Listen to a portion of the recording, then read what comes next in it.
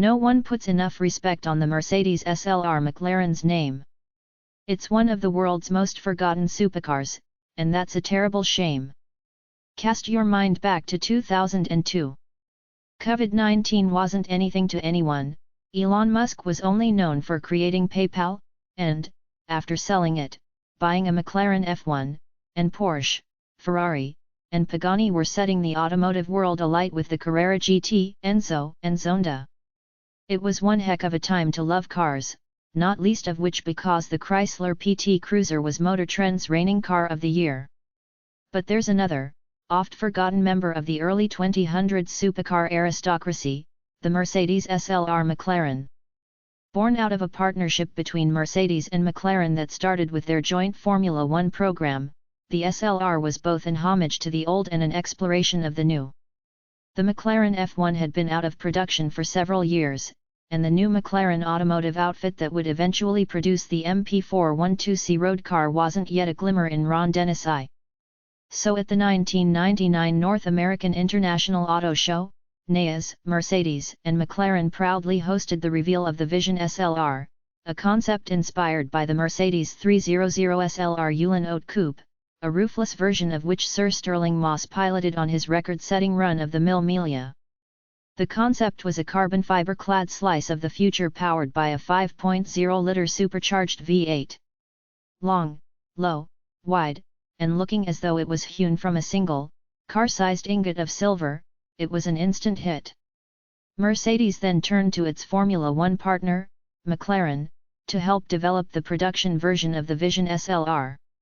Thus the Mercedes SLR, Sport Licht Rennsport, or Sport Light Racing, McLaren was born.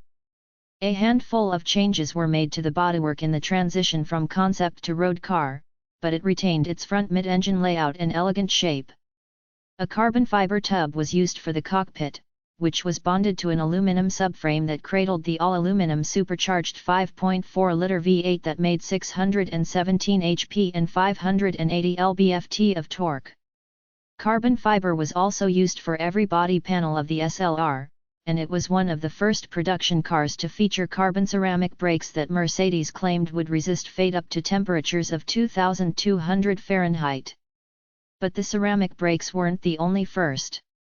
According to Mercedes, the SLR was the first production car to feature a full carbon fiber monocoque, the first production car to have a front crash structure made of carbon fiber, and was the first car to feature a V8 that was built completely in-house by AMG, something we essentially take for granted today.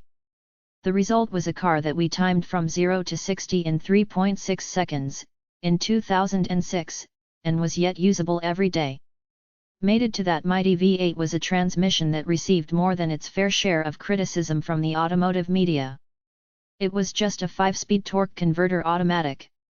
Dual clutches weren't quite ready for the world yet, and most said this Super GT should have had a slick manual like the one in the aforementioned Porsche Carrera GT.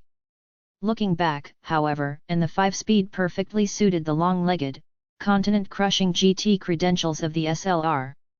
Small but wonderfully nerdy details abound. The brake lights would glow at twice their normal intensity under hard braking to warn the drivers behind.